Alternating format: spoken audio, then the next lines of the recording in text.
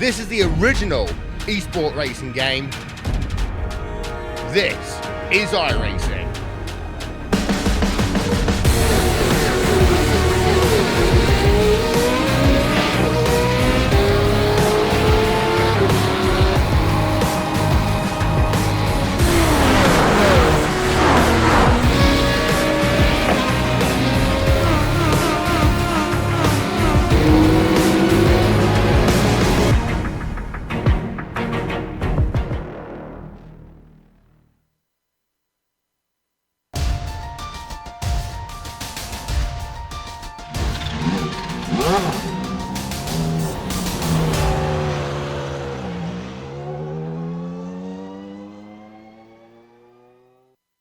In racing, there is a saying that anyone can drive a fast car slowly, but not everyone can drive a slow car fast. And while high-end race cars can wow, those in the know see today's combination of the SRF at the Nordschleife and raise an eyebrow. The maximum will have to be extracted from these machines to make a difference, and only a few will be brave enough to take it all the way to the limit. Who will the ring bite, and who will come away simply happy to see the checkered flag? We'll find out soon as we get ready to watch round 11 of the Weekend Warriors, and you'll see it all live here on the Global SimRacing Channel and the iRacing Esports Network. Hi, I'm Joe Peak, and with me in the booth is Stefan Schlacker. Behind the scenes is our director, the Dr. Amjad Yaman, and he's using cameras provided by Dougie Beard. Steph, I don't think there's many other ways of putting it other than that this place truly is the ultimate test of a driver. Joe, we're gonna see fender benders, toe wreckers, and airplane makers in full action today. There are only a handful of curbs you could or should touch around this place. Be decisive or you find yourself in a wall again. You managed to do a lap? Congrats, doesn't mean you're gonna finish the next one too. That's just the harsh reality this 21-kilometer long track is. 154 corners are officially marked out around this place. In real life, they just got some fresh tarmac around about 6 kilometers, which these guys can only dream of. No, this track is bumpy, narrow, has tall curbs, and is ready to eat some Spec Racer Fords for dinner. This is not a race for your everyday racer. This is a race of who can make the least mistakes without killing their car. How challenging is this track? Well, here's the thing. This track has so many challenges that we can only show you the biggest of them. So, here it comes, the GSRC partial lap guide.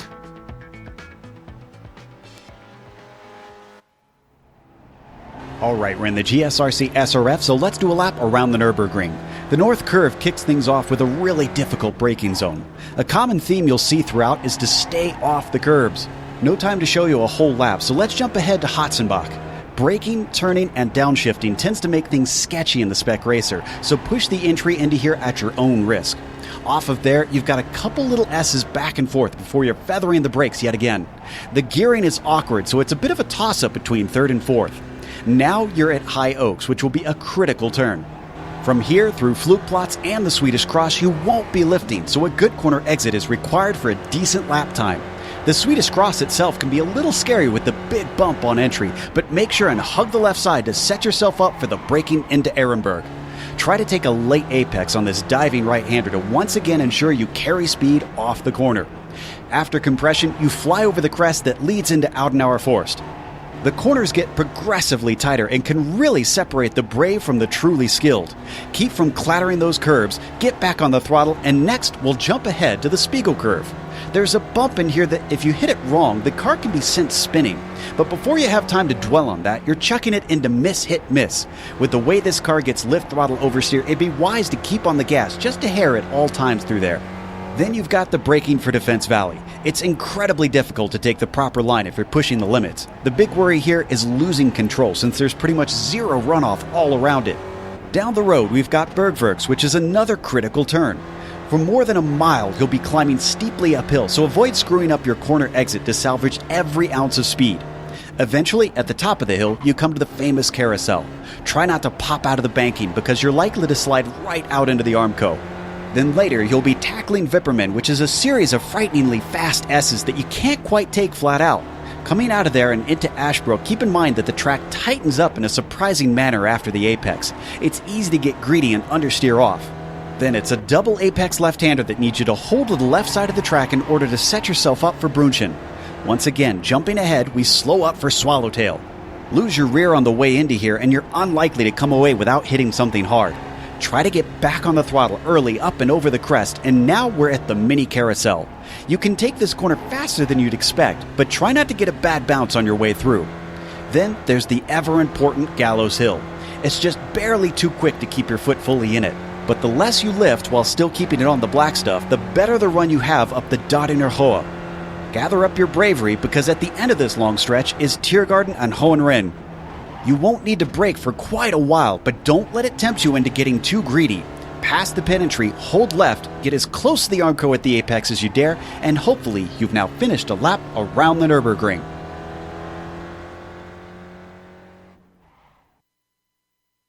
There you see some of the lap around here at the Nürburgring. It takes about 8.5 minutes to get around, so we can't really show you the full thing, as we have points to go over. Starting with, of course, the Spec 1 Championship. Now, it is 90 points between Sadro and Gaspers, and so Gaspers only has to outscore Sadro by about 10 points, and he has the championship because 100 points for a win means that that's all he has to do to be able to keep him from being able to be overtaken in the final round. Of course, always, the Weekend Warriors is brought to you by Sim Stickers. Whether it's button boxes, steering wheels, or keyboards, they have you covered. You can find out more about them at simstickers.co.uk. Huge thanks to them. Now, while they can mark up your steering rig and whatnot to make sure that you know what button you're pushing, let's mark up the team's champion, or the Spec 2 championship as well, to see how that sits. Well, Joe, Ian Haycock's right now your leader in the Spec 2 Championship, ahead of Bob Kern, 54 points already between them here too. So Ian Haycock's only has to score 50 more points and he wins the Spec 2 Championship. But that's easier said than done, because that is pretty much already a top 3 finish, while Bob Kern is not allowed to finish at all here today. Jeff Jacobson 65 points behind, so he still has a chance on that second place. Adam Bradshaw, he gained 1 position last time around on Edward Doherty, so the 2 UK drivers switching places. Ed Doherty himself 103 points already back in 5th place. Oh no, sorry, he also gained a position there. So Ryan Walker, there we go, he lost some positions there. So as you can see, even in the Spec 2 Championship, it's starting to really thin out at the top. Hopefully that'll stay close here to the final round. This round, though, let's go over the details for this race. You would think it'd be a bit unique, but they're sticking with the same formula here at the Nürburgring. We are in round 11 out of 12, and they have the same fuel limitation, meaning that you can expect 1 pit stop, and it's still a 40-minute race. They get about 2 laps to try and get a time in here in qualifying. They haven't changed that either.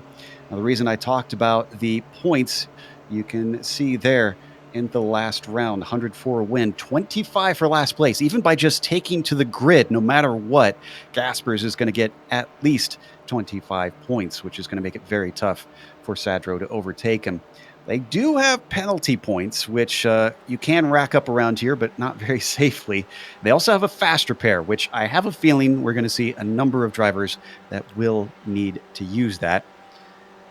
What we're using right now is YouTube on the iRacing Esports Network. Make sure and subscribe when you get the opportunity.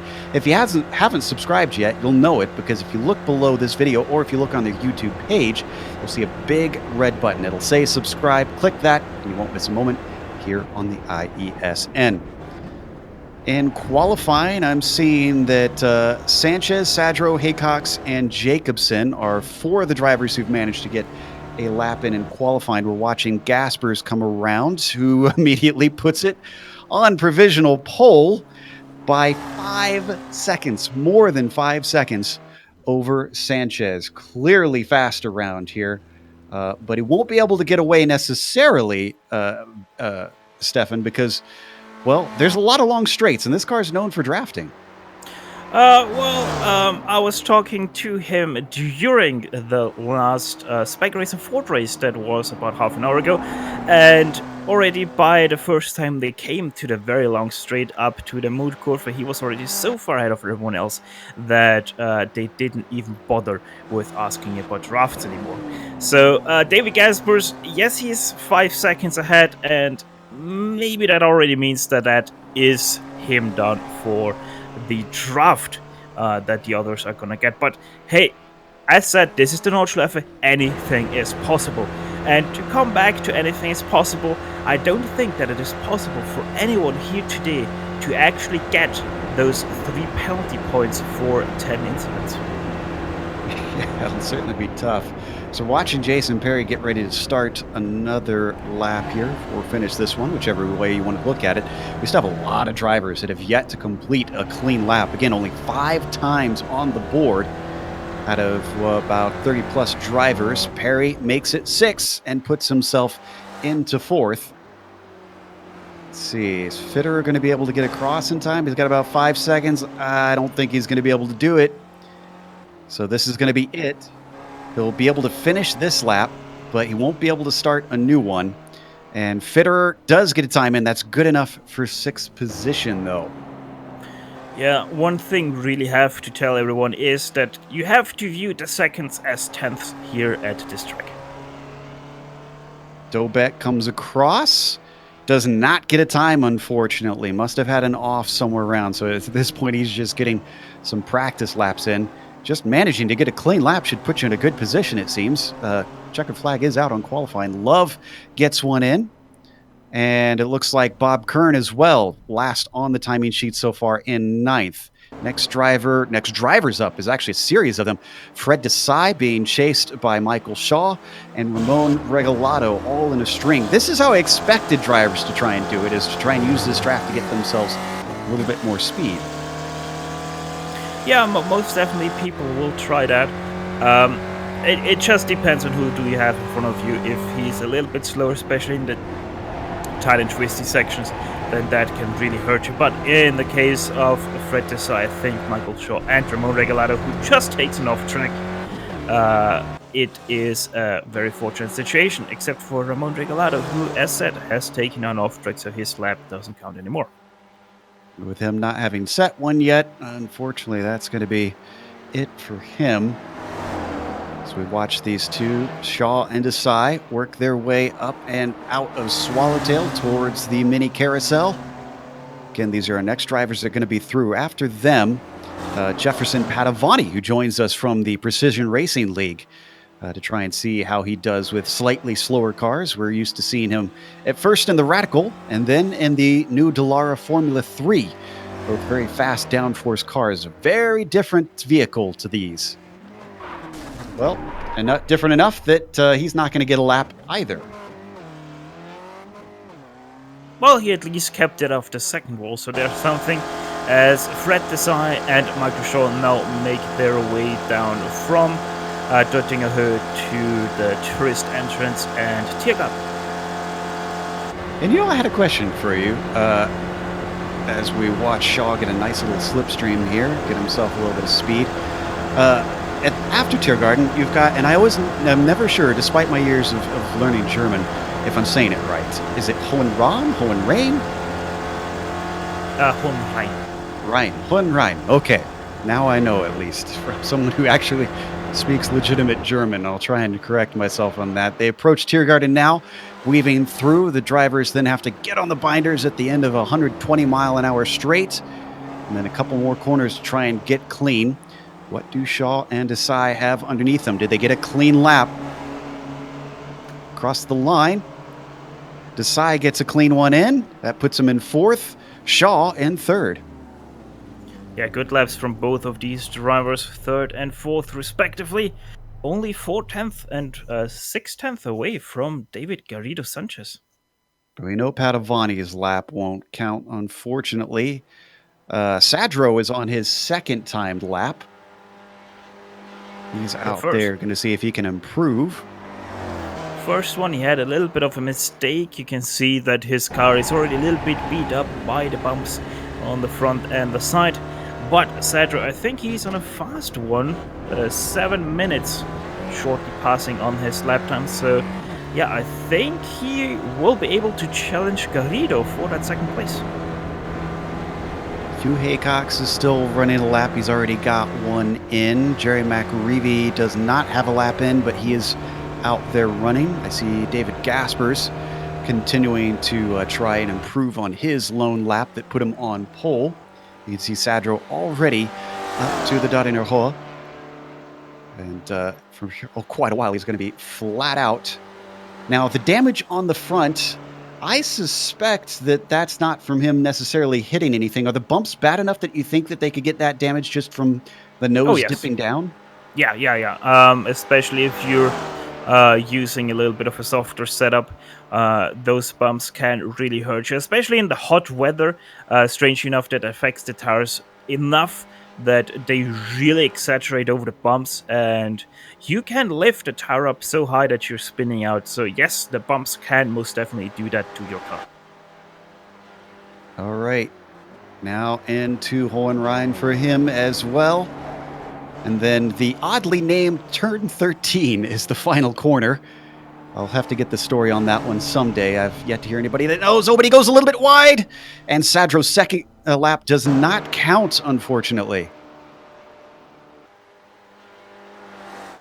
So Haycox in that bright pink and purple car. We're wondering if he had an off or not. We'll find out soon enough. He does have a time down, thankfully. That's good enough for 7th. And it is faster, up to 6th, so 1 position. Didn't have an off track. Next up, Gary McAreevy. Right now not having a lap time in, so let's see what he can do right now, ticking over the 8-minute mark on his lap. Just a few more corners to go, Hohenrhein. And then the turn 13, which I only can explain with that used to be a short link the other way for the Nordschleife, and that was the 13th turn if I remember correctly. So McAreevy coming over the line now, and that was a 17.550, putting himself into 5th place.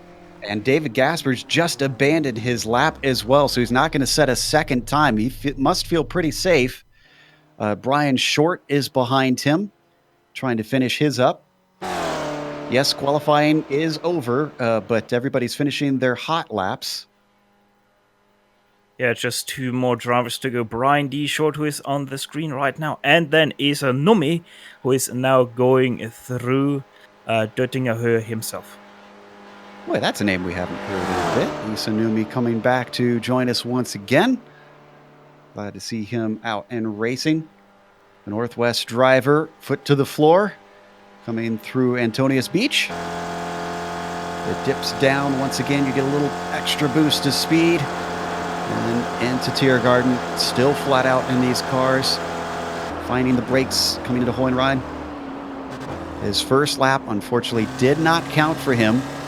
But right now I'm seeing he will be slotted into 14th if that stays the same. Let's see what he can do as he crosses the line. He does get a time, and it only puts him into 12th, unfortunately. But it's 2 positions better. Isanomi, the last car to cross the finish line in his number 217 machine. Just 3 more corners to go. Make that now. And braking now very late onto this last turn. The last left-hander, right-hander turn 13 with a 5.5 clearance. Let's see, 8:31, putting himself into last place. That's still 14th though. Yep, that'll certainly keep him a little bit safe from some of the chaos, hopefully, that might erupt in the mid-pack or in the back of the pack. Our grid is set, but we'll bring you the full order a little bit later. For now, we're going to take a quick break here. Get ready for round 11 of the Weekend Warriors here on the Global SimRacing Channel.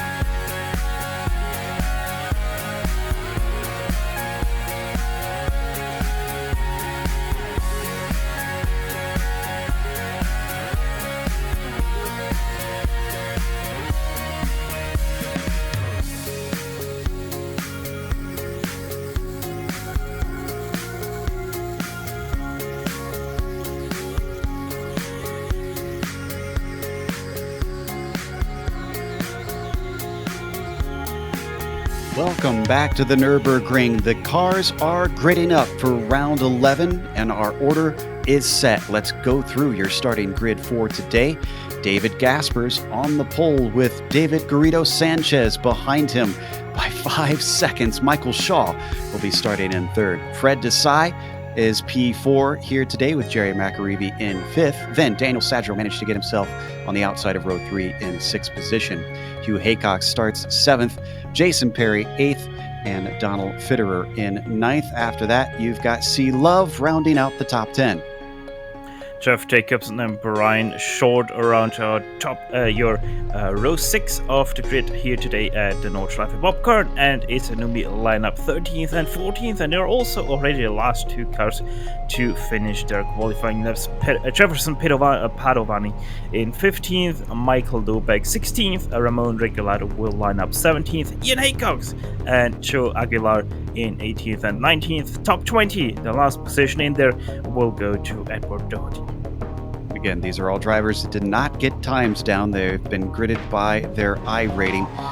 Gradwell starts in 21st, Martins de Silva in 22nd. Then you've got Aaron DePoy starting P23. Outside of him, it is Julio Forcolin in the 24th spot. Gabe Nail starts 25th, and then Gene Pereira in 28th. Will Tidwell starts 26th. My grid is showing a little out of order here, and it must be drivers that are out of the session. Gehan's showing his 27th, and Aaron Vagley 29th.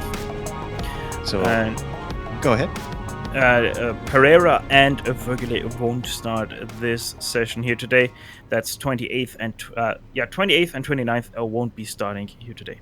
Interesting to note as well, I see Martins de Silva starting from pit lane. So he's just going to elect to try and get to the back as the Porsche pace car now takes off, and Gaspers is going to be in control once the pace car peels in. Steph? Jefferson Padovani also starting from pit lane. I just saw that. He just popped up on my screen here. So 2 drivers will opt to start from pit lane. That's a fair enough place to try and kick things off, so I don't blame them too much. They already worked their way out of Antonius Beach. Tiergott and Hoyen Rhein are all that's left between themselves and the green flag. 29 cars came into the session, but we should have 27 starters here today that will try to finish this grueling 40-minute race. Coming now into these last set of S's. There goes the Porsche pace car. Around T13. Gaspers gets the green flag. Away he goes, but he does not get the greatest of jumps. David Sanchez already looking to the inside. This could be critical if he could get the pass done into the north curve. He's still side by side as they swing down there. Not seeing any wrecks yet as they get sorted out behind them. Single file, and it looks like Sanchez gave up the ghost as Gaspers now slots into first. Yeah, and for 11th, we had a 3-wide situation going into turn 1, which resulted in nothing but sparkles. So Ian Haycock still, he spun out of turn 1, hit the wall. So he's our first victim of the Nordschleife. Looks like everybody just trying to take it easy Oh, here. Perry! Dead. From 8th place, he hit the inside curb of the S's, and his race already done too. Thankfully, he's out of the way, and most everybody seems to be able to stream on by. Remember, they do have a spare car, and I suspect that Perry is going to be trying to come back around and get that if his car can limp its way there. Up at the front, though, you see Sanchez chasing Gaspers. He's still within that slipstream. You don't want to tow your car here. 15 minutes is what it takes to tow your car to the pit lane from the start-finish line. So Perry most definitely trying to do that as Fred Desai bump drafting, Michael Shaw bump drafting Fred Desai, and have to left here obviously because that is not the place where you want to be bump drafting someone over a curb. Yeah, currently we've got the top 7 cars starting to pull away from Fitterer, who sits in 8th. Who's got C. Love keeping him company back there, but there you see the front group streaming their way down into compression through the foxhole. Then they come to the very tricky Oudenauer Force. This could be another danger zone where drivers lose control. Yeah, you don't want to be a lift. You only want to be a little bit off the gas. Still want to have a little bit on it. You don't want to brake. You don't want to force any of that weight to the front, because that is not a good idea. Sadra has a little bit of a moment and is now side by side with Juhakis. Ooh, and Esanumi sounds like he...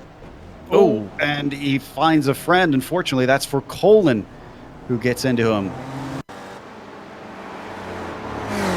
So it looks like Numi lost it on his own, and then for Colin, unfortunately, lost the exact same spot. Yeah, just a little bit too hot in for both of them, and they lost their cars. This is Jason Perry's incident coming up towards High Oaks. Oh, yeah, just a little bit of snap oversteer, and he overcorrects, smacks it into the Armco. Jason Perry is actually still going amazingly, and is going to try and get it to the end. As we come back to the leaders, Gaspers is now pulled away by about a second and a half. That might do it, and that could be the critical gap that he needs. Yeah, now it is going to be very interesting. First, X-Mühle, where you're staying pretty much in third gear. You don't want to shift up because that really hinders your drive out of the turn. And then Bergwerk. Gaspers told me he really doesn't know where he brakes. He just brakes at some point because he has to. And it's really important to get the drive out of the turn, because if you don't get a drive out of the turn, you're really going to be hurting after and up to the mood curve, because if you're hurting that much on the exit, you will have to downshift into fourth gear up to mood curve to still be able to drive up the hill. Yeah, I've never been good enough to keep it in fifth. I have to downshift to fourth as we ride on board with McAreevy, currently holding in fifth position. This is the back of Michael Shaw that you see, thinking about a bit of a bump draft. Fred Desai as well, trying to push forward Sanchez, all seeing if they could gain on David Gaspers, who's 2.2 seconds ahead. The four-car train has come together. 4 is better than 1, but is it better enough? Ooh, they're gaining a little bit. 4/10 is what they gained, but that's just not good enough, because Gaspers has pulled quite the gap, and he's gonna continue to... We've got a big wreck. We've got a big wreck with Ramon Regalado, and I think that... Is this in the mood curve? Yes, it is. It was. Oh, they were side by side going into the turn, and Regalado didn't realize Jeff Jacobson was still there, and all that happened. Then Bob Kern and Edward Doherty, they came together because Bob Kern was slowing down, and Edward Doherty didn't see that fast enough. If you want to see a good onboard, Dobek has just a miraculous save. This is Doherty's view. Yep, Kern braking, unfortunately, gets a little bit of a wrinkled front end. Now let's watch Dobek's perspective. This is some lightning fast reflexes. Look at this. Fasten your seatbelt. Can you make the guess? Left or right? Michael Dobek will do the right thing. Will you do too? Here he comes. There he goes. I don't think they should call it bravery corner. I think they should call it brown pants corner, especially with something like that happening. Dobek, due to that move, manages to inherit 12th place just behind Doherty. Oh, and I think he's going to lose that 12th place. A little bit of contact with the barrier. Only loses one spot as Aguilar goes by. That could have been way worse. But Absolutely. yeah, Michael Dobek, lucky while being unlucky. Only a very slight hit to the barrier, and he's off again into YouTube corner. Only drivers that have taken toes that I'm seeing is Ian Haycox, Ramon Regalado, and Martins de Silva. Everybody else is still going on track. Yeah, and Ramon Regalado actually did put his car behind the wall, so he's not going to join the action out here today again. Oh, Gabe Nail has also run into issues, and again, Esanumi. Trying to see where this is happening. It looks like Ashbrook down into YouTube corner. Yeah, Gabe Nail just lose. I think he had, Gabe Nail already had some damage, so there happened something before, because you don't lose that Spec Racer 4 just like that. Esanumi had a miraculous save there. Didn't hit anything. Just locked up the brakes and manages to get it going without any further damage to the stuff that you can see has already happened to his car. And Tom Gradwell just had a wreck at Kleiner Sprunghügel with Bob Kern.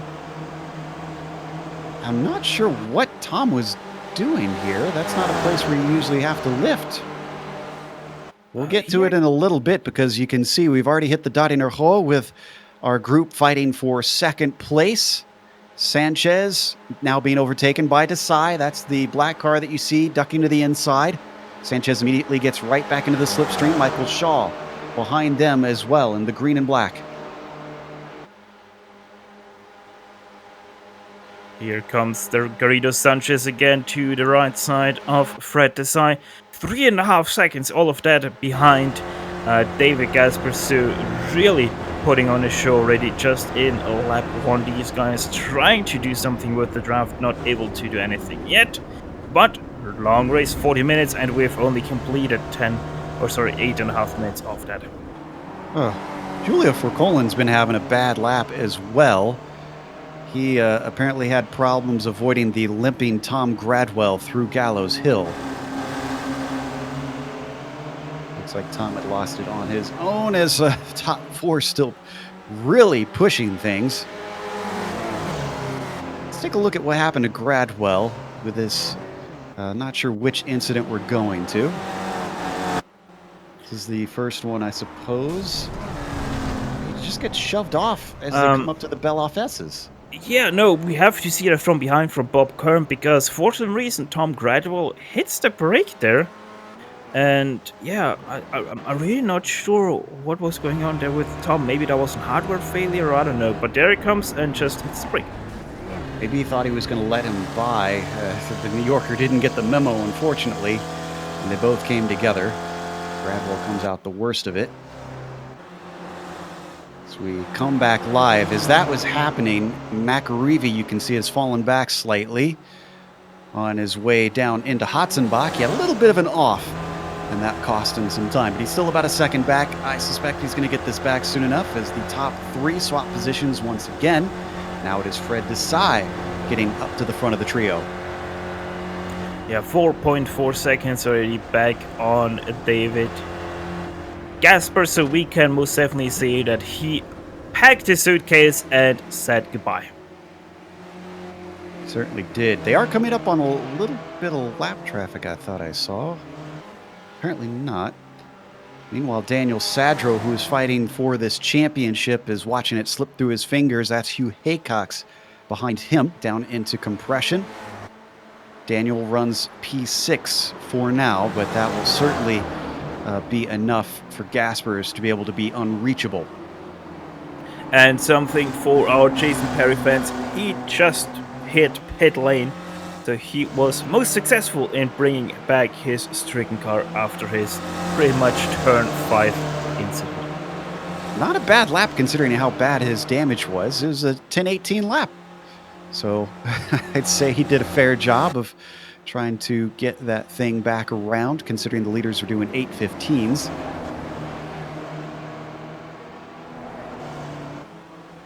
Meanwhile, we watch the battle for second. Now they're going to go through the Spiegel curve. I found there's a bump here in this little S that threw me off a number of times. I don't know about you, Steph. Oh yes, most definitely. And it really is an interesting corner because of that bump. It is technically a full throttle corner, but if you hit that bump wrong, it is gonna bottom you out quite heavily, and that is gonna cause all sorts of problems. But as long as you hit the right line, which is quite a wide line, let's be real, you're not gonna have any problems whatsoever. Back in 9th place, C Love, and a little bit of fight. This is with Brian Short. We haven't even got to talk about the Spec 2 race. C Love is leading that.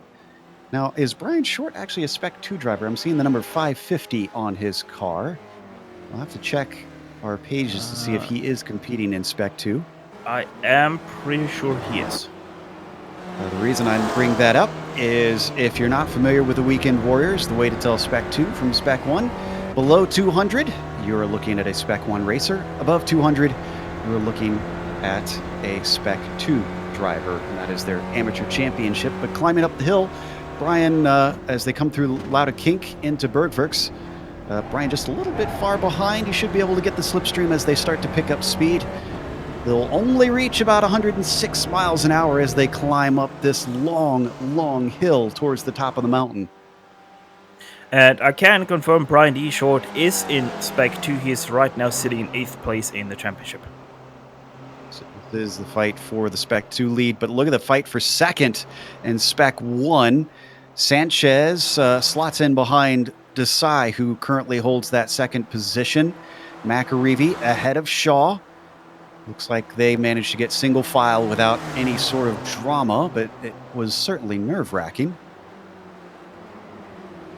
As that happened, Short did get by Love for the Spec 2 lead.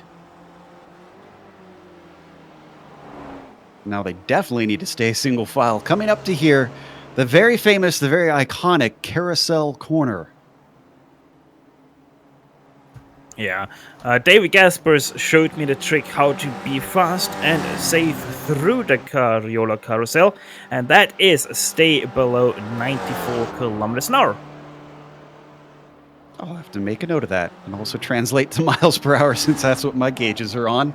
Gaspers himself is 7 seconds up ahead. He continues to lead this race. I'm starting to wonder if Sadro and Haycox might catch up to this fight. At least Sadro will. In fact, he's only about 1.2 behind, so next long straight, he should reach the rear of this quartet. Out of Vipperman, up towards Ashbrook. Very blind crest here, and then very steep downhill corner. One of the more popular spots to watch. Hence why it's nicknamed YouTube Corner, also known as Brunchen through here. Always makes me hungry. Oh, and Edward Doherty. Where did he lose it here? This is all on his own, and this looks like it was coming out of Vipperman into Ashbrook. He'll catch a little bit of grass and couldn't collect the car in time. That is a hard hit. He's riding the curb there, and then a very hard and violent impact into that outside wall. Yep, that sends him down to 13th. Car is going. Mark Gehan with some more problems, and this one also out of Ashbrook. Seeloff just Spec spun. 2 leader. So that gifts Brian Short the Spec 2 lead by a much larger margin. Let's see what happened to C. Yeah, just interestingly enough, loses the car. Did he hit the curb? The Yes, curb, he did. yeah. That explains it. And the interesting thing is, even though that was a very light impact, he opted to tow his car. Well, that's sad to see. Not so sad for Joe Aguilar. He is promoted now to second in the Spec 2 race. That's 10th overall. Because of the spare car, I don't think we've lost as many cars as you might have expected. Everybody trying to continue on. Here's our leader once again. It is now up to 7.6 seconds ahead of Fred Desai, all on his lonesome in the number 23. And here now comes David Garrido Sanchez on the draft. Also, Gary McAreevy will make it past. That means Gary McAreevy momentarily will be going into the second place spot, but that's probably going to change again back to Fred Desai if he opts to overtake. McAreevy just ahead as Desai is going to back out of it. Decides he doesn't need it right now. Sanchez instead is to the outside. And finally slots back in the line into third place himself. As this was going on, we had a problem with Gehan. Certainly has not been having a good... Gary McAreevy and Michael Shaw both dive into pit lane, and it was very, very close for McAreevy to not hit that barrier. Pushed it down into the pit lane. Now we've got the replay, it sounds like, with Gehan. This happened in Swallowtail.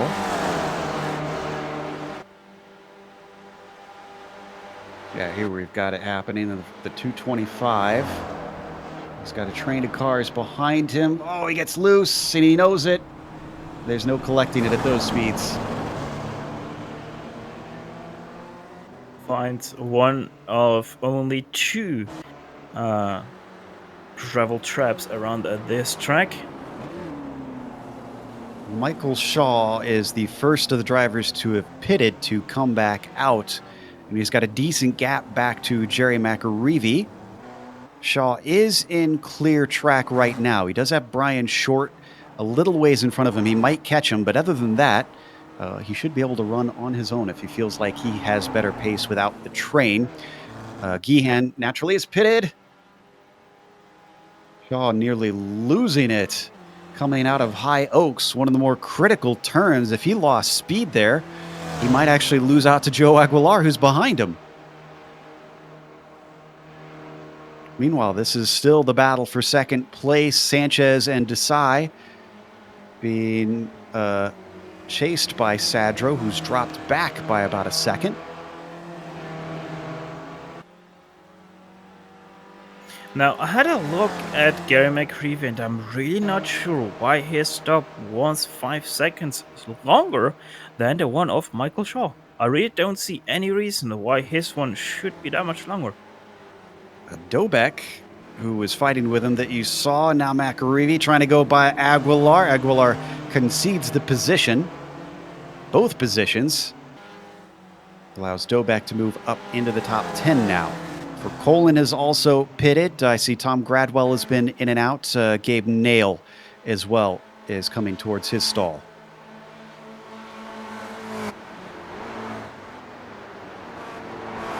McAreevy trying to gain on Michael Shaw. Close the gap in the pit stops to see if he can get that back, but he's not going to because he spins out, narrowly avoided by Dobek, who sneaks through. Doesn't hit anything, and McAreevy gets it going, but falls to 11th in the process. Dobek really right in the mix of all the crashes, but every single time so far able to avoid them as Gary McAreevy just spins it out on the brakes. And yeah, Nelly gets missed by Dobek. Great heads up by Dobek. Michael having to get on the binders for sure and slow himself up. Aguilar almost got by him, but did not pass. Oof. Aguilar taking a fair bit of curb, though. Oh, and something happened to Michael Shaw. His car is heavily done right ahead of Dobek. He's coming through miss, hit, miss. It happened right after Cullen Hart. And he's hit it again down into Defense Valley. They see the damaged car as Shaw tries to keep from losing it next to them. Somehow keeps it from spinning. Dobek now up to 8th position. Let's take a look at what happened in Callenhard with Michael Shaw, who was our highest pitter. He's going to lose that soon. And there we go.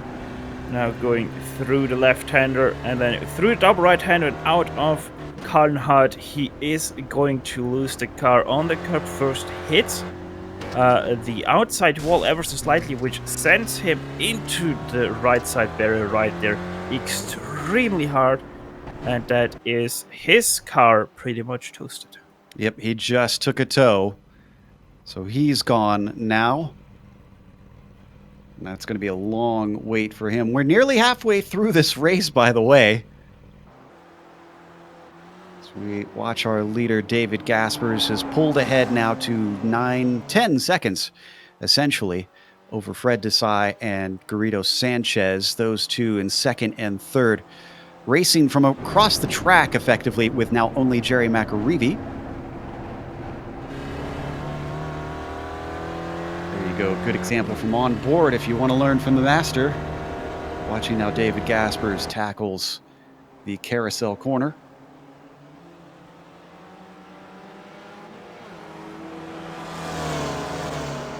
How many drivers do we have that are still able to keep going? I see 24 on track. Not actually too bad. 24 still racing out of technically just 23, but I'm pretty sure those two will come out again.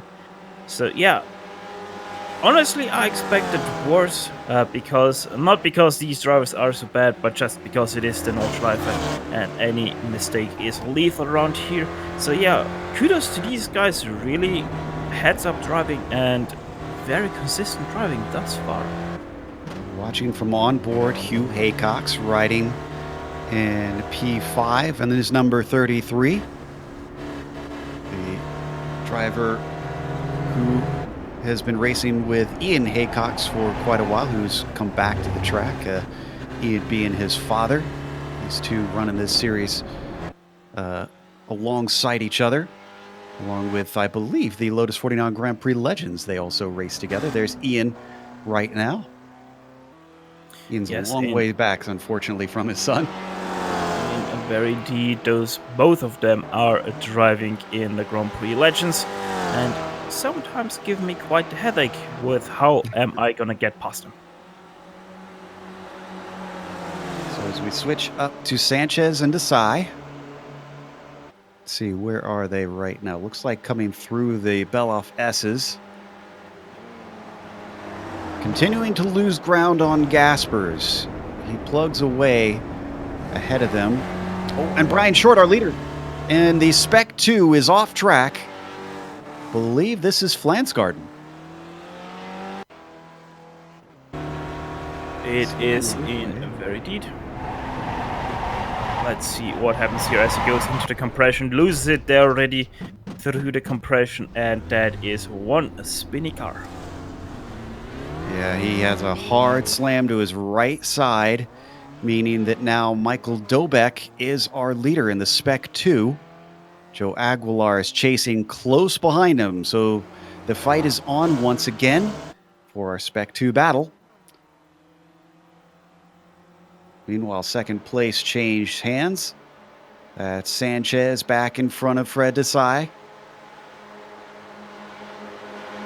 I believe we'll have 2 laps to go this time by. And I can quickly confirm Brian D. Short just towed his car because his car wasn't turning left anymore. A little bit of a bump draft from Desai on Sanchez, doing what he can to get that extra bit of speed. Now he lifts as they brake for Hohenrhein. As David Gaspers drives into pit lane, and so should everyone else behind. Oh, did you Haycox hit the wall there? Let me check. Let's look at the replay. He came in very, very late. If he did, it was a light glance. We're on board. You're going to see on the right side as he realizes late what he needs to do. Yeah, on the right side he hits the wall, and oh, Daniel Sadger just missed his pit stall as well. So he actually, though, does get out right behind Fred Desai. Yeah, Desai comes back out in second, and Sadro comes out in third. Acox is fourth. Sanchez with a long stop. Oh boy, I think he did speed into the pit lane. Oh no. That puts him all the way down into 7th position. Where is McAreevy? Wow, McAreevy lost a ton of time in that. And I can confirm Garrido Sanchez, he did speed in the pit lane, 15 kilometers an hour, too fast entering the pit lane. So yeah, that is his chance of a second place done.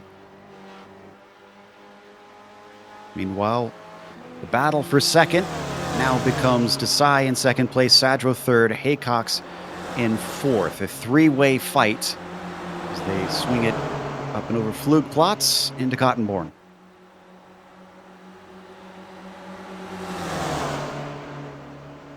Almost all of our drivers have pitted. We'll get through the order soon. Looks like Sadro eager to try and get second to keep himself in the hunt, in the points. That will do it. In fact, third will do it as well, I believe. Yes, indeed. 83 points for third 90 for second on 100 for first.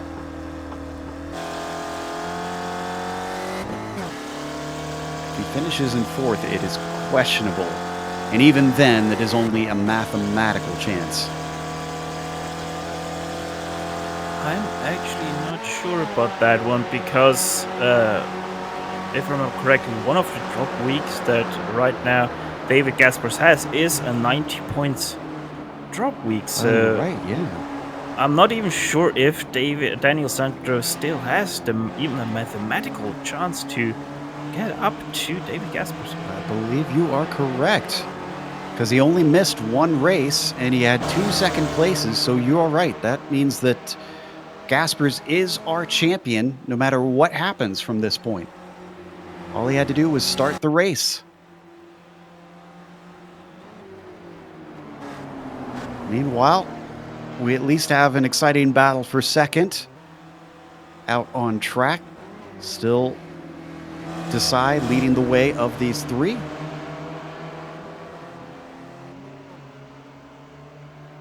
Battle for the lead in Spec 2 is being won by Dobek. And he is well ahead of Doherty and Aguilar, who are squabbling over second place in that Spec 2 race for today.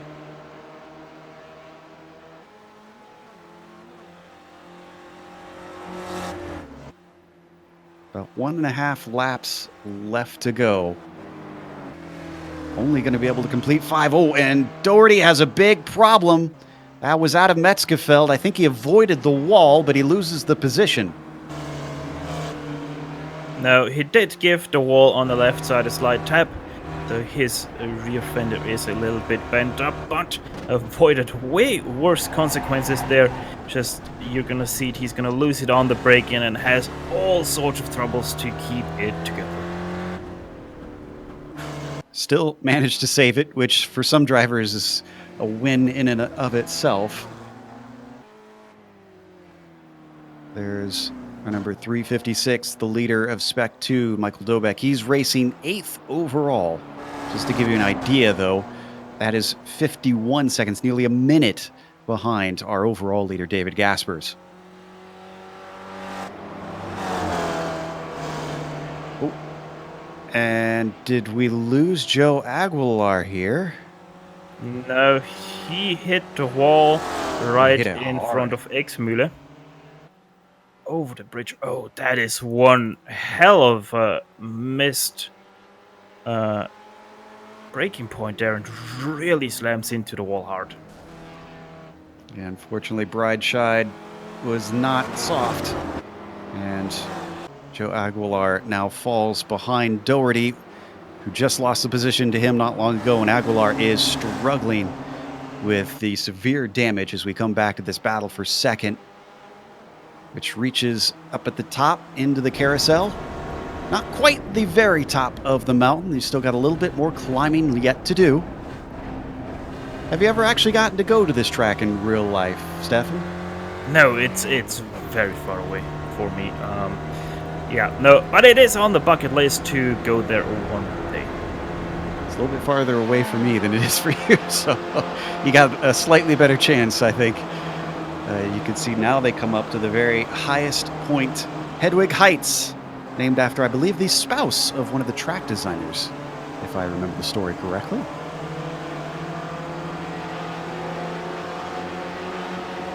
To Vipperman. Still Daniel Sadro up in front of Desai. He recently took that away as they climbed up the hill, giving each other a little bit more space than what we've seen previous points on the lap. Well, one guy who has gotten pretty much the most room out there on the track is your leader, David Gaspers, currently about 19 seconds ahead of everyone else right now, going already up to Kleiner Sprunghügel. Did something happen to Sanchez? He already had a horrible pit stop.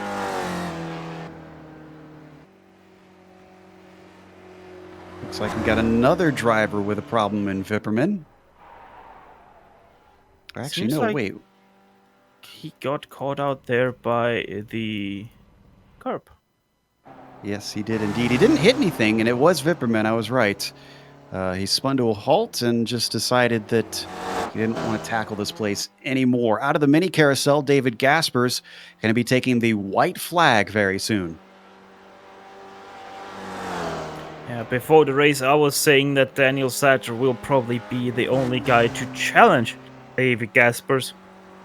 Boy, was I wrong. Daniel Sadger, as before mentioned, 19 seconds already back on David Gaspers. And the only guy to challenge Gaspers is the Green Hell. We had a lot of drivers who didn't manage to qualify, so it's a bit hard to tell who is the true hard charger here, but you can see a number of them have really gained positions. Look at Doherty up 10. Aguilar is up 11, but he might fall quite a few more considering the damage that he got. Depoy himself up 12, and then they're all topped by Gehan, who is up 13 positions. Unfortunately, that means a few drivers have to lose out. Shaw is one of those, losing 15 spots in this. Oh, and Brian Short and Jason Perry. Speaking of losers, unfortunately, we'll get to that in a little bit. They unfortunately lost out with a little bit of an incident. Sadro ahead of the fighting pair of Haycox and Desai. Looks like Haycox has got the most clear track as Desai's boxed in. Can he get fully ahead, though? He manages to clear Sadro. So that's going to put him up into second. I want to say this is the highest we've ever seen Hugh Haycox run. Yeah, it does seem like so. As Haycox makes a mistake now through T13, and Daniel Sadro is actually not able to do anything with that opportunity. And you were able to look up some information on T13 as we watch this, this incident with Short. This started with Perry, it looks like. Yeah. Sounds like you have finally settled the debate. Oh, that was a hard hit there. Yeah, and then there's also Forceling coming through the picture. And actually the story with T13 is that back then, when still the Group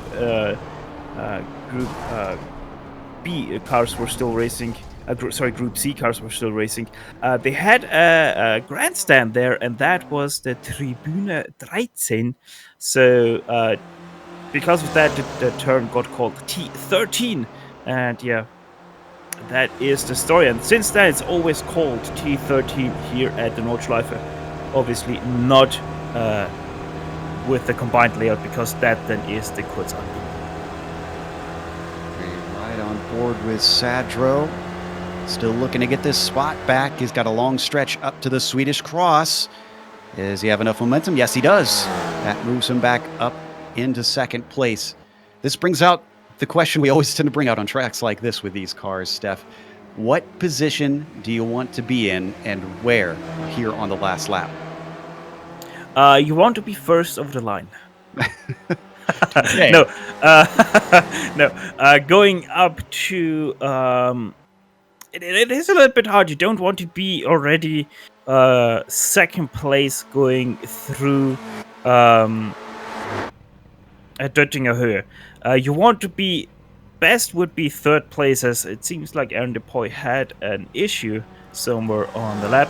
But yeah, you want to be third place at Döttinger Höhe, and crossing Tiergarten, you want to be either first or side by side with first place. Ideally, if you're side by side on the right side, because that gives you the shorter run into the last corner.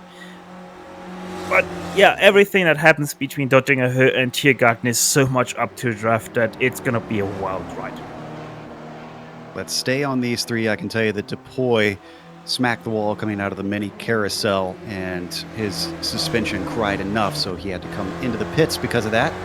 We're at the back of the train now, riding on board with Desai, looking up ahead. One of these drivers fighting desperately to try and make the most out of a season which saw him unable to chase down his longtime rival, David Gaspers, in which Gaspers has won 7 out of the 9 races that he attended so far.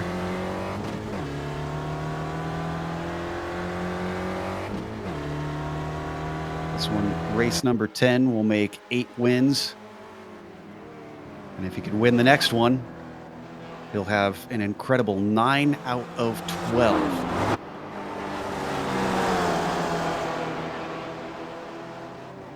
See, the clock has already ticked down to 0. The white flag is now out. Drivers, many of them, probably hoping just to get across the line and end this.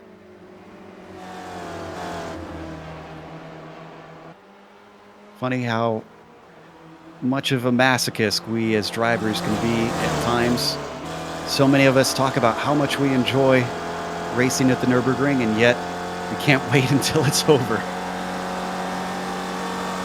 Oh no, for most definitely you can't count me into that, because I hate racing the Nürburgring with anything else but VLN or the 24 hours at the Nürburgring. Same thing, by the way, with the Le Mans circuit. Just for the Le Mans 24 hours, the rest of the season, I do not care about that one, as they're really starting to fight here for that second place. And Haycox doesn't take the bait, though. He doesn't go ahead of Sadro. This is interesting. Neither does Desai either. They stay absolutely put where they are. I think all three of them, or at least the back two, are thinking about that last run and where they want to place their car. And honestly, yes, both Hugh Haycox and Fred are doing the right thing for them right now, but Daniel Sadro is no one that should just stay behind or try to get in behind, because I'm pretty sure that he knows how to be able to be in front out of Dettinger and still be in front coming into T13, because Daniel Sadro, he knows that once the first car passes him, he has to get into the draft again. Then he is once again in the shot for that second place. Yeah, critical mistake from Hugh. He's really got to catch back up. You can see he was even given help from Fred Desai, as we had another problem with Mark Gehan. Don't need to go to it. He's found the wall yet again. Also, a quick update for those wondering about the Spec 2 race. It is still being led by Michael Dobeck, and though he has a monster gap of 34 seconds. Oh, you Haycox! Oh, no! Wow. You just got to the back of that row. Keeps it together a second time. Wow. I know maybe you looked at my lap there, but that's not the way that you take action. Oh, and again! Oh my god, Hugh Haycox pushing so much right now in his pink car. That is not going to end well if he continues like this. His face is going to be pink and red if he loses out due to his own mistakes. Look at how on edge he is. Wow, full opposite lock. Yeah, and then the next corner, he's gonna once again slide very hard over the even gravel trap here. Now YouTube corner, there we go. Look at that. Next safe. Well, Daniel Sadro probably grinning ear to ear because he's pulled a gap of about 1.3. If he can keep this, he might just be far enough ahead that Hugh can't get enough time to get a pass. We'll find out once they get to the Dottinger Hoa, which David Gaspers has reached just now. A whole 24, nearly 25 seconds ahead of the next car back. He knows the dangers around here. He knows what he has to do to tackle it. But the DH driver in home territory is going to dominate the field with the way things are going right now. And Hugh Haycox with another little mistake out of the small carousel, so his chance for a second place is done as he nearly dropped out of the 2-second gap. But Fred Desai still on for third place. And Fred Desai is going to duck to the inside, get a little bit of speed here, but could it go right back to the number 33? Remember, he could get in that slipstream. He knows it, and he tries to see if he can get it back, but we've got to go to David Gaspers. Now into Hohenrhein. The number 23 going to take his 8th win of the season. Just incredible here in Germany. In behind, Daniel Sadro will take second place, but third place still very hot contested with Hugh Haycox and Fred Desai still side by side going into Hohenrhein. Nobody willing to give way. It's a game of chicken. Hugh Haycock's deeper on the brakes, but can he get the car woed up in time? He's very hot through there. He slips around, smacks the wall. He has to survive one more corner. They're side by side to the line. And it is going to be Fred Desai who takes third. Wow, let's watch that one more time from onboard Fred. What a battle. The up and under gave him space at the apex, banging wheels all the way to the finish. Nobody else really in a fight elsewhere on the track. So we've got Fitterer in 5th, McReevy 6th, Dobeck 7th. This could all change once we come back. Doherty is running in 8th at the moment. Bob Kern in 9th. Jacobson in 10th. This is all on the lead lap, by the way. Aguilar 11th, Padovani 12th, Shaw 13th, and for Colin in P14.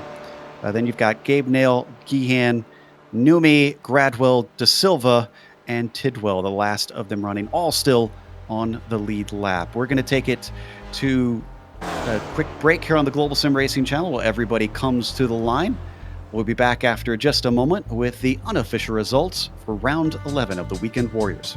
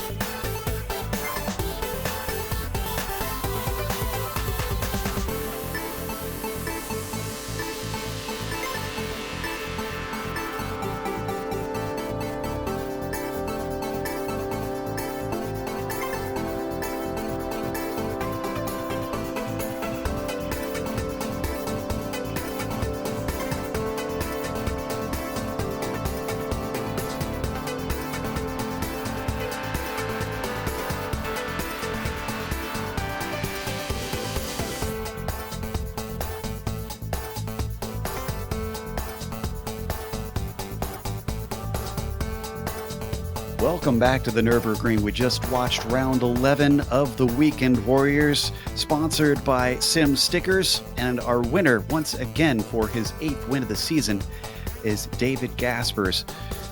As our calculations go, he has clinched the championship by now, and Daniel Sadro can do nothing, even though he did finish second behind him. It was a good run to finally shake the train that was following him all the way to the checkers. Fred Desai takes the last spot on the podium, just barely ahead of Hugh Haycox in the end, who finishes fourth. Donald Fitterer manages P5 today. Jerry McAreevy comes back for a 6 after a bit of a spin. Michael Dobeck, our winner in the Spec 2, was 7th overall. Did not qualify, but started from 16th. Edward Doherty 2nd in that Spec 2, taking 8th overall. Bob Kern in 9th, the last of the Spec 2 podium. Then you've got Jeff Jacobson rounding out the top 10. Joe Aguilar in 11th place started from 19th, so quite a successful rise through the field for him. Jefferson Padovani in 12th place. Michael Shaw hit not his race here today whatsoever. Starting 3rd, only finishes in 13th. Julia Forsolin finishes in 14th. Kate Neal 15th after some mid-race trouble for him. Mark Gehan twice into the wall, still finishes all the way down in 16th place. Izanomi himself finishing in 17th. He was the last car to actually put in a qualifying lap in 14th, so he lost 3 spots in this race. Tom Gradwell, he climbed 3 from 21st up to 18th. William Martins Silva did the same, but he started out of the pit lane. Will Tidwell 20th and the last car to finish on the lead. Then we get to the DNFs. Aaron DePoy in 21st, David Sanchez 22nd. Sanchez could have been in there for that second place on the podium. It was not to be. Brian Short as well, looking at the Spec 2 win briefly, but 23rd is where he wound up. Jason Perry, P24. Ian Haycox, the other Haycox, finishes 25th. C. Love, 26th. And Ramon Regalado was our last driver to start the race. Piera and Vagley were DNSs today. We've got our winner ready to talk to us, of course. David Gaspers waiting in the wings with his 8th victory of the season. David, a bit of a home win for you here today. It looked like from the qualifying on that it was only a matter of you just keeping from making mistakes today. Yeah, I have a lot of practice on this track, so I kind of expected it because of the times I saw during the week, but yeah, wasn't the most entertaining race for me at least. Certainly, but I have to imagine that first lap was your main goal, just to try and push and break the draft from the cars behind. I didn't think too much about it. If the other cars would have stayed with me, I guess I would have just pitted a lap earlier, so, or at least tried to have a different strategy with them, so I would be. Well, the next race is going to be at Watkins Glen Cup, and Steph pointed out something important that I hadn't realized. With the 3 drop weeks, if you win next week, you'll essentially have a perfect score. Is that kind of your goal? Have you thought about that at all coming up to this last round next week? Yeah, I was trying to get that. All right. Well, we look forward to seeing if you can manage it. Going to be a little bit harder, I think, over at the Glen with the draft there, but still, congratulations with the victory here in Germany. Thank you. David Gaspers, your winner here today. And then we have second place, Daniel Sadro. Stefan, ready to talk to him. Daniel, second place. Must feel, though, like a first place with David Gaspers that far up the road and you fighting that hard for that second place. Oh, yeah, absolutely. With Gaspers at the Nordschleife, you second place is the first winner, really. Yeah, and as mentioned, you were really fighting hard for that one. You started in 6th place. You had to fight your way up to that pack. Like, how was that transition going back to that pack? Did you think you're gonna be able to finish that high at the end? Actually, I kind of didn't. I actually threw away a really good qualifying lap by going off track. So I should have really started 3rd, and that was going to help me stay up front. But now starting 6th, and then I made a few errors on that first lap, and I'd start to catch them.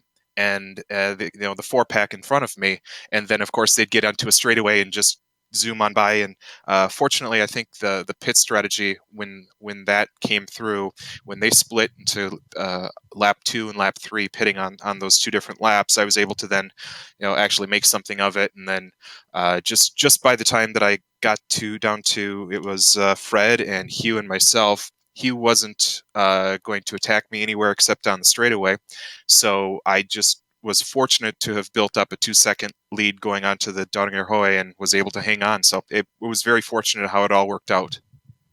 Next week, Watkins Glen, the Cup layout. Now, Daniel, second place pretty much in the books for you. You won't be able to catch Gaspers anymore for the championship. But one thing I will have to set a target for you is don't let Gaspers take away the clean sheet here.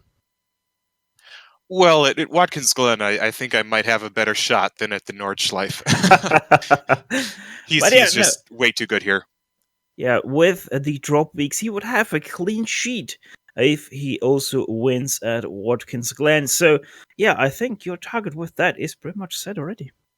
All right, I just need to bribe, Jamie Fluke and get a few other guys in here. Yeah, but no, he's really good, but he might be beatable at Watkins Glen, but I'll have to wait a week to find out. Yeah, and so shall we, Daniel. Once again, congrats on your first place in this series. But yeah, Daniel, best of luck for next week, and hopefully we're also seeing you next season once again. Yeah, thanks. I plan to. And by the way, I should say congratulations to, of course, David for his win, and then Fred and Hugh for just that amazing race that they had as well. That was Daniel Sadler, your second place finisher of today. And next up, Hugh Haycox talking to Joe Peak. Yep, our fourth place finisher just off the podium. Before we get to the exciting last lap, let's talk about this finish, though. Hugh, is this your best finish in the Weekend Warriors thus far? Yeah, definitely. Yeah, by a long way. Well, congratulations, then. That was a magnificent run, and you gave us a lot of excitement on that final lap. Talk about some of those slides that you had coming towards the end of it. Yeah, well, I got on the grass at some point, which was a mistake. And then the car just completely slid, lost the... I don't know how I caught it, And then I felt the tyres just go, and I lost a lot of time to Daniel, which was a shame, but great fun. Then, of course, at the very end, banging wheels. Did you know how close it was coming to the line with Fred? Were you aware that he was just a hair ahead of you as you came out of that final corner? Yeah, I saw his front wheel out the corner of my eye, but I thought to myself I'm going to brake later than him, and I broke a bit too late, which was a shame. But yeah, it was great racing. I don't know how we didn't come together. It was fun for us to watch. One more before we let you go. We always talk about how you and your dad are out here racing all the time, but not as often that we talk about the fact you actually race under Club France because you're studying over there. Does that anger any of your UK friends here on iRacing? No, I don't think so. No. All right. Couldn't resist asking. Well, we hope we see a lot more of you both here and in the Lotus 49, and best of luck in the upcoming season at school, I suppose. Yes, thank you. Thanks, guys. There's Hugh Haycox, fourth place here today. So, as we close things up, once again, we want to give a big thank you to our sponsor, Sim Stickers. Again, if you want to see what they have on offer, go to simstickers.co.uk. They make stuff that you can put on your sim rig to help identify what button is what. If you've got a button box, or simply if you have a keyboard that is strictly for sim racing, you'll understand why that is necessary. Also, a big thank you goes out to iRacing for putting us on IESN for another season. Make sure and subscribe by clicking the big red button that says subscribe, and you won't miss a moment here with the Weekend Warriors. Thanks to the companies that provide the software and hardware for our broadcast listed here on your screen. Additional thanks go to June Lalonde, who provides our wonderful music. See the screen for how to get a hold of more of her great work. Thanks to the team today, Stefan, Amjad, and Dougie. If you'd like to find out more about GSRC, including upcoming races, you can find it at globalsimracingchannel.com. We're also on social media, though. Our Twitter is at GSR Channel, Facebook, Global Sim Racing Channel, and Instagram, GSRC_Graham. As we mentioned, the next race, we're heading over to New York, a much shorter track, but still very, very fast. Watkins Glen, it's the Cup version. Is what they will be racing. That'll be Sunday, September 1st at 3:45 p.m. Eastern to wrap up the season. We have upcoming races for other series listed on the screen, so make sure and check those out and mark them down on your calendar. But until next time, race clean, race hard, and we'll see you on the track.